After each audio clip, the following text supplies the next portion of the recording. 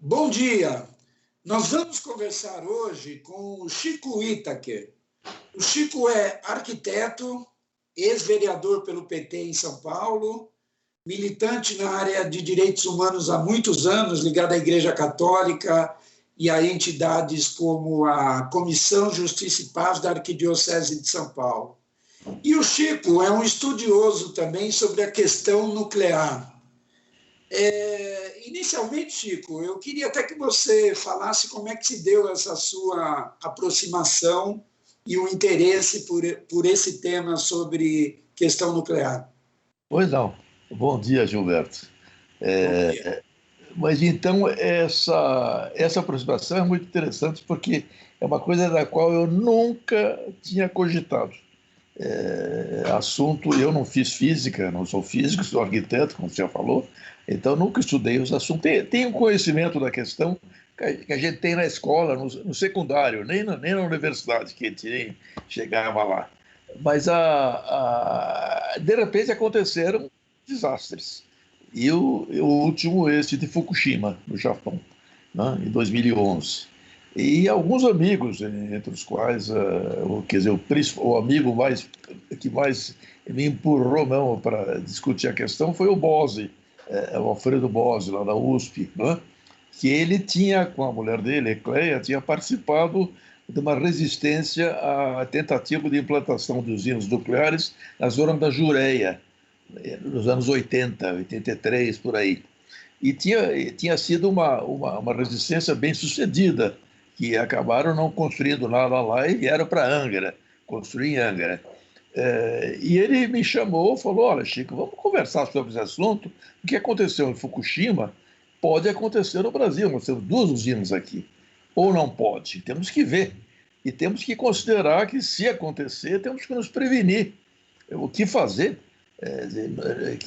Como resolver? E aí, então, entrei com ele, me lancei e nós criamos juntos, inclusive, uma organização naqueles tempos, né, chamada Coalizão por o Brasil Livre de Usinas Nucleares. Depois de já trabalhar com bastante gente, chamar uns físicos, Hildo Sauer, por exemplo, da USP, ele veio a reuniões nossas, nós fazíamos reuniões lá na DUSP, na Associação dos Docentes da USP, e foi crescendo esse conhecimento e a minha participação nisso mais ainda.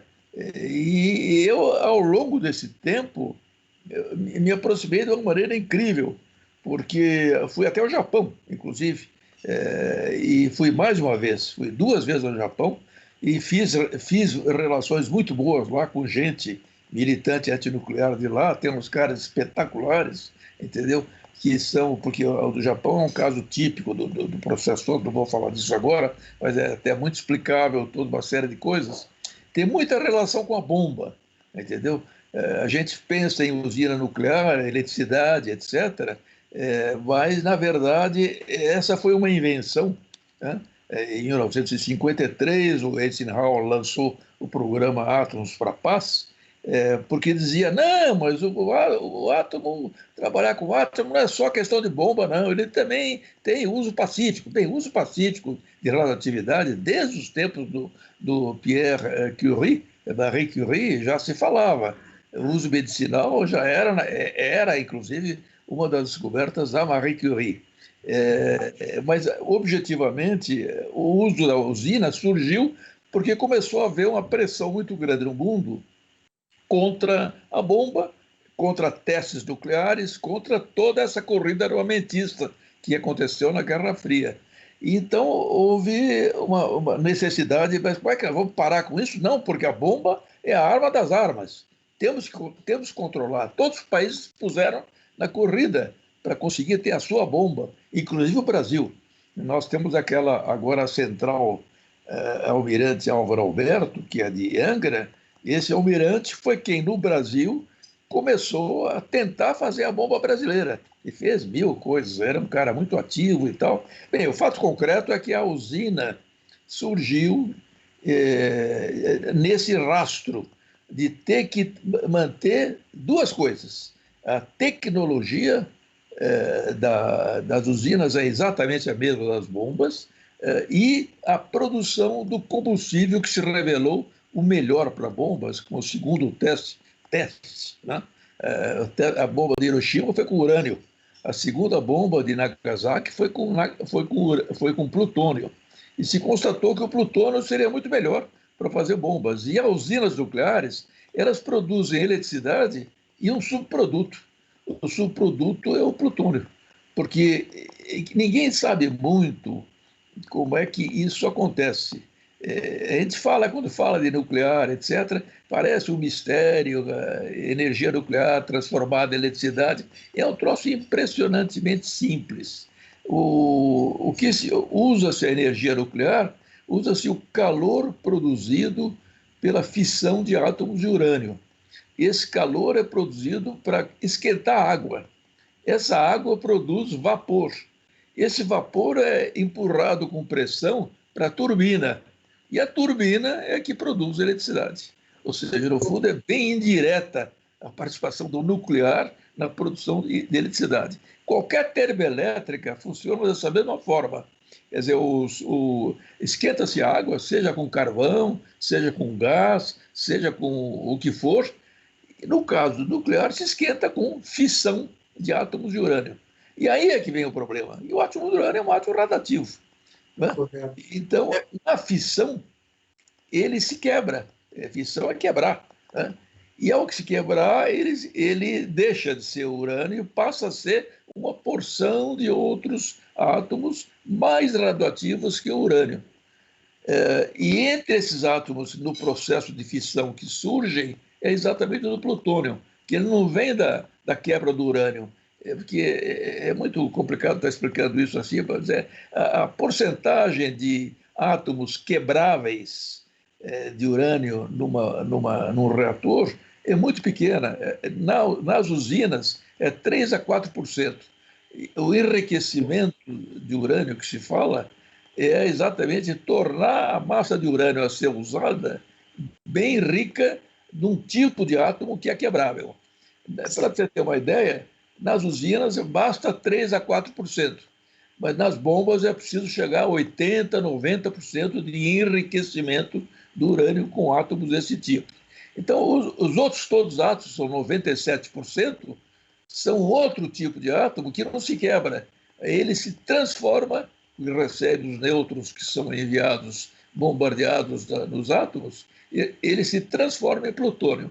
Então, é uma quantidade enorme de plutônio que se cria nos reatores para produzir água quente e tocar as turbinas.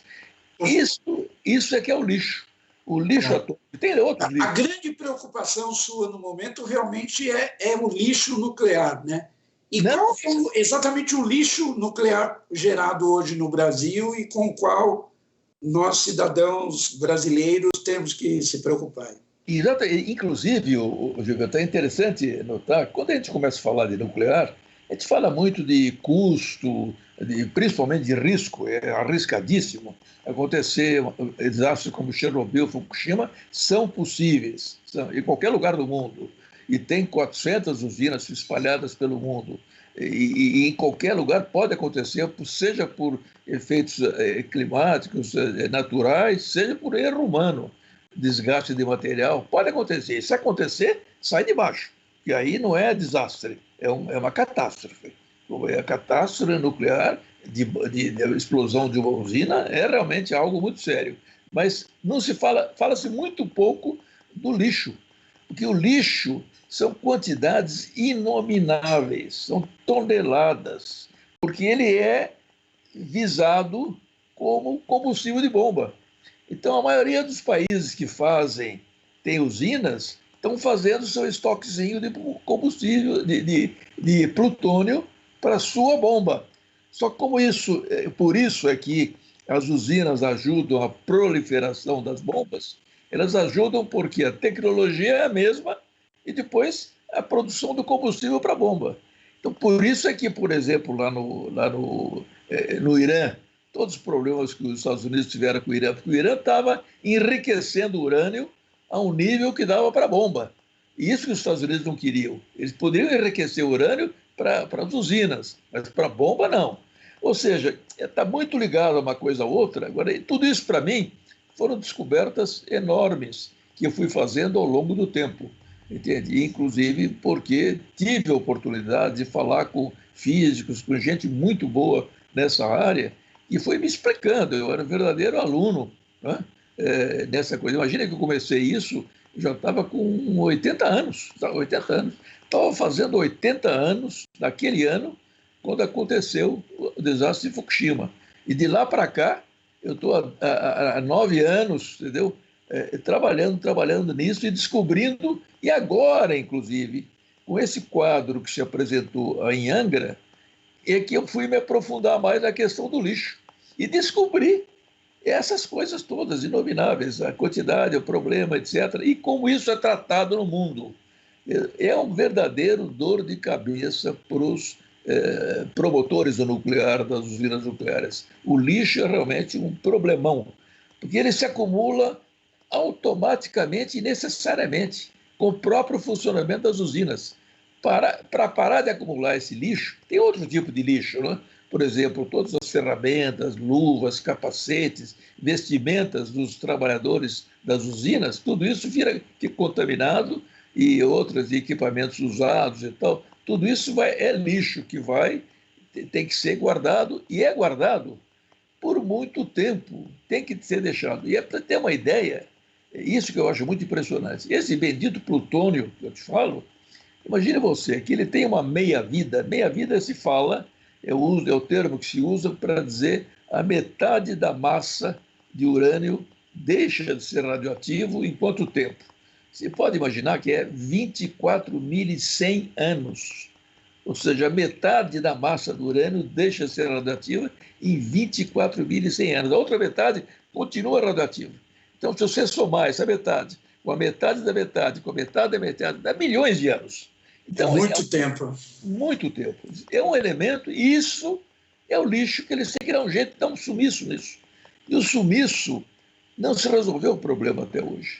Até hoje tem o sumiço provisório, como é esse que... Eles, primeiro, quando saem da usina, a carga de uma usina é de mais ou menos 1 tonelada. 1 tonelada de pastilhas de urânio, etc., que vão lá para dentro.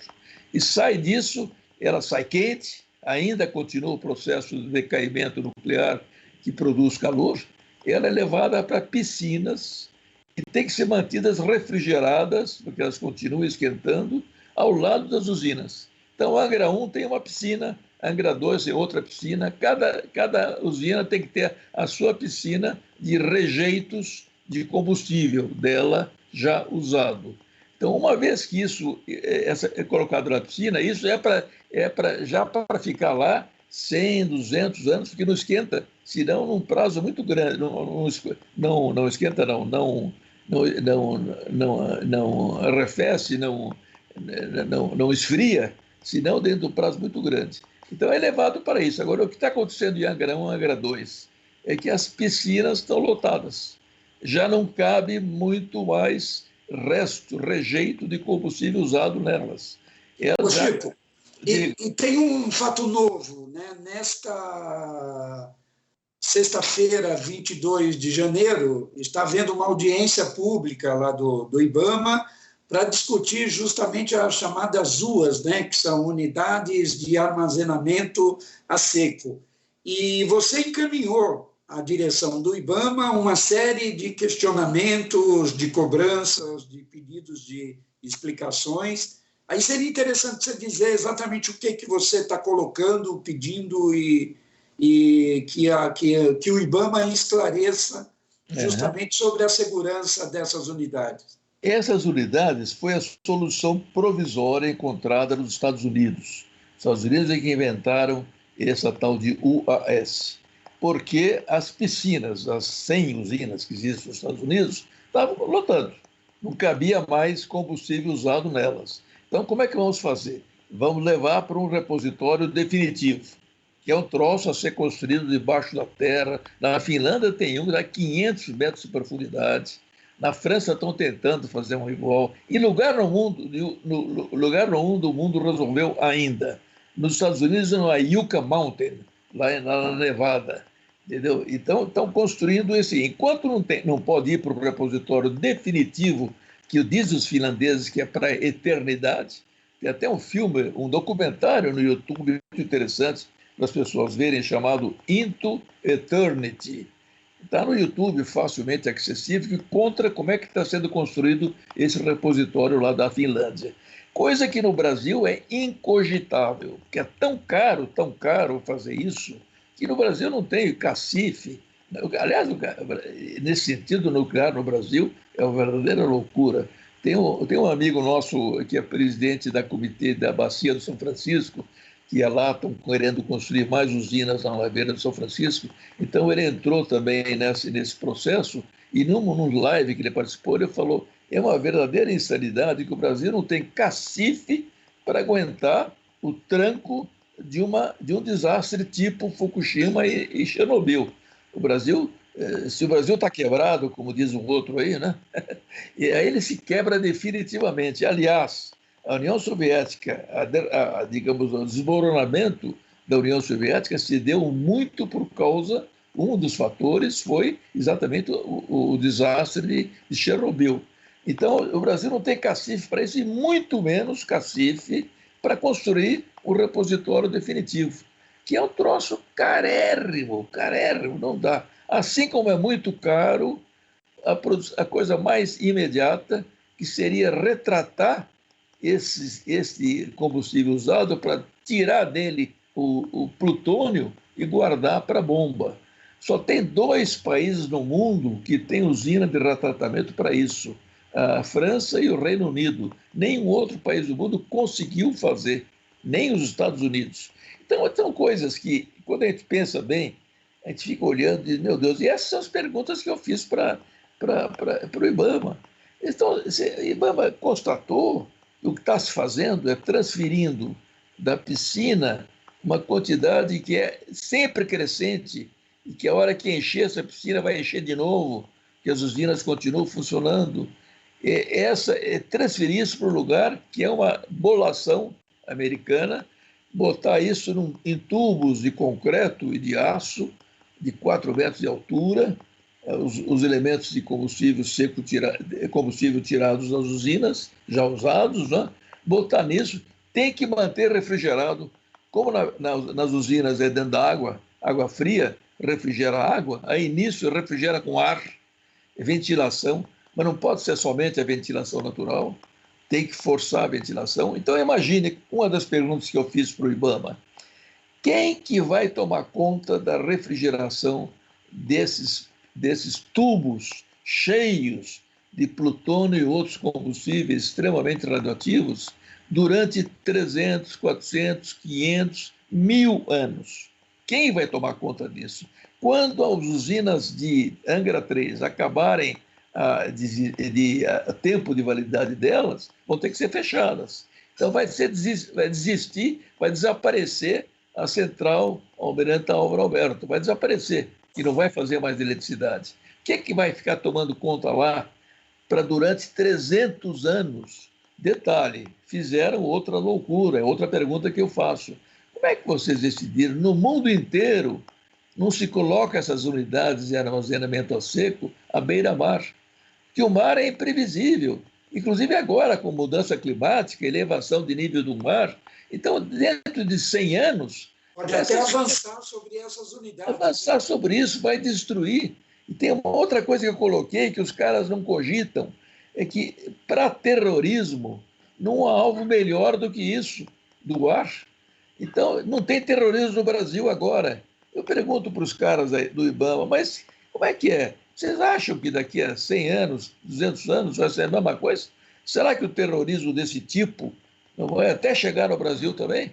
E aí, então, esses tubos que vão estar ali, e são extremamente perigosos manter aquilo e aquela população ali.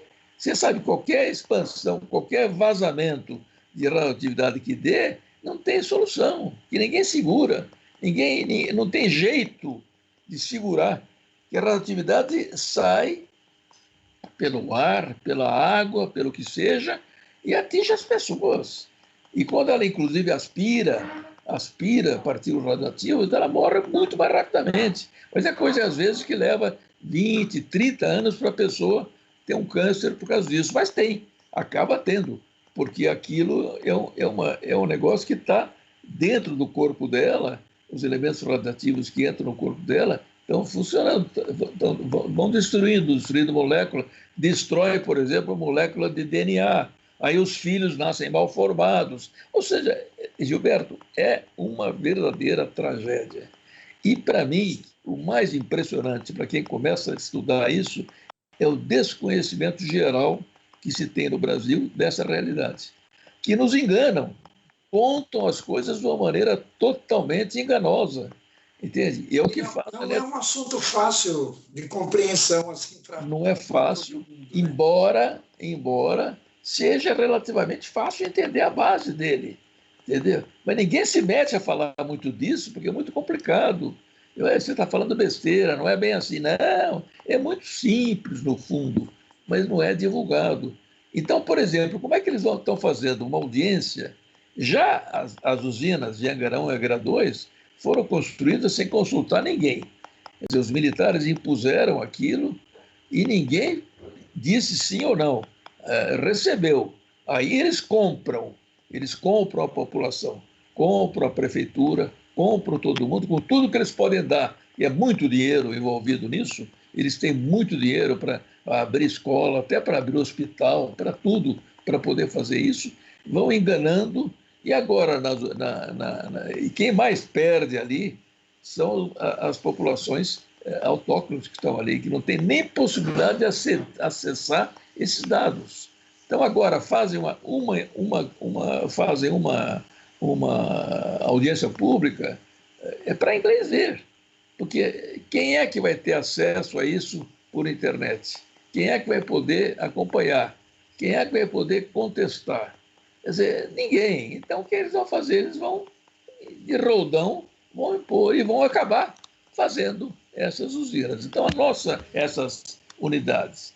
Então, o nosso quase desespero agora, para com isso. Agora, o pior é que é muita loucura, porque falar com eles para com isso não adianta. Tem que falar para a usina. Que a usina funcionando está produzindo esse lixo. Produzindo esse lixo tem que dar fim a ele. E eles fazem saídas, por exemplo, as usinas que eles querem construir lá na beira do São Francisco.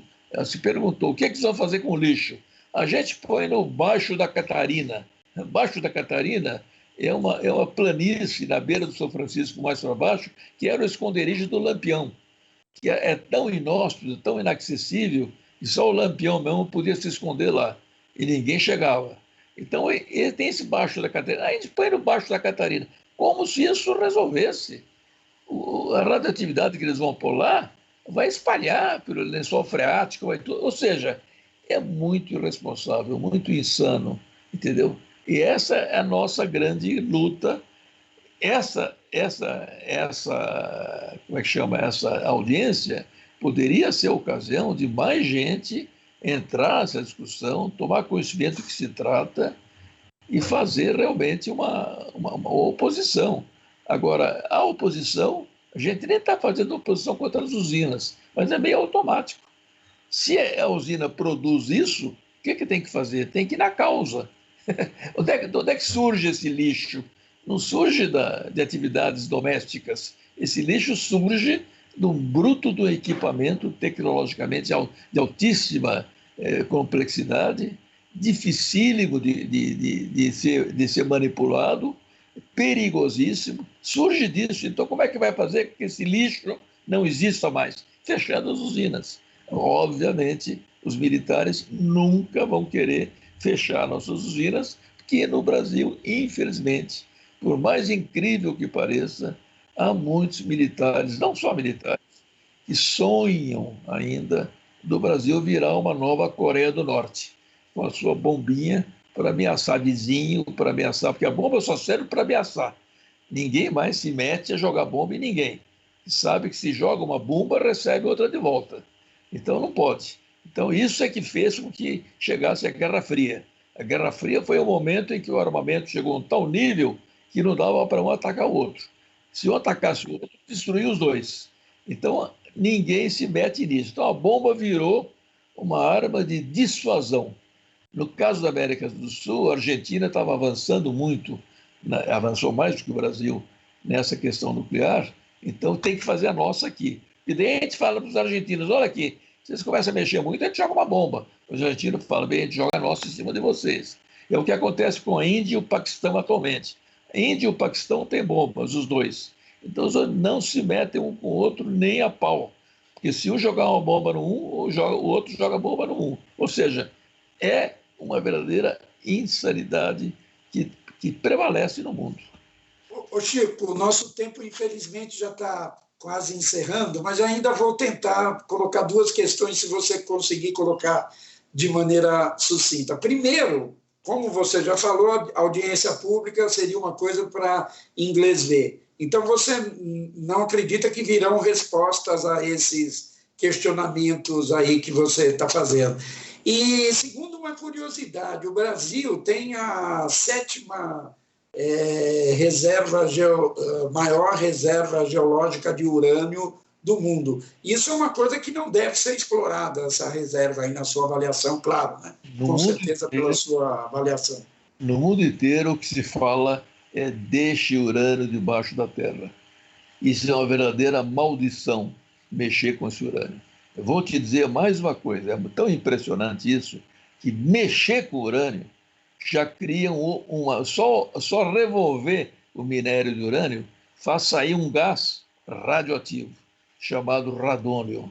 Então, onde tem mina de urânio, a população em torno da mina está respirando esse gás. Esse gás é cancerígeno, que é radioativo. Então, só mexer nele já é ruim. Imaginou tirar? Agora, essa é uma das coisas que está na mentalidade brasileira atual. Vamos explorar, porque isso dá muito dinheiro. Nós vamos vender esse urânio para o resto do mundo. De jeito nenhum. Ou seja, o resto do mundo estão falando, para com mina, fecha, não abre mais mina nenhuma. Mas os negócios que prevalecem aí, chamada lógica capitalista. Não tem remédio. A lógica capitalista é um grande negócio. O Brasil quer se tornar um grande exportador do mal, grande exportador do ruim. Em vez de grande exportador do bom, do que seja, de alimento, de música, de arte, do que seja, ele vai se tornar um grande exportador do mal, grande exportador da ameaça à vida humana, da ameaça à vida da natureza. Então é isso que tem que se fazer. Essa reserva toda no Brasil, guarda isso.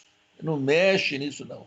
Além de matar, mexendo já mata mais gente, vai matar se aumentar a quantidade de plutônio que no mundo esteja disponível para fazer bombas. É quase um panorama de fim de mundo.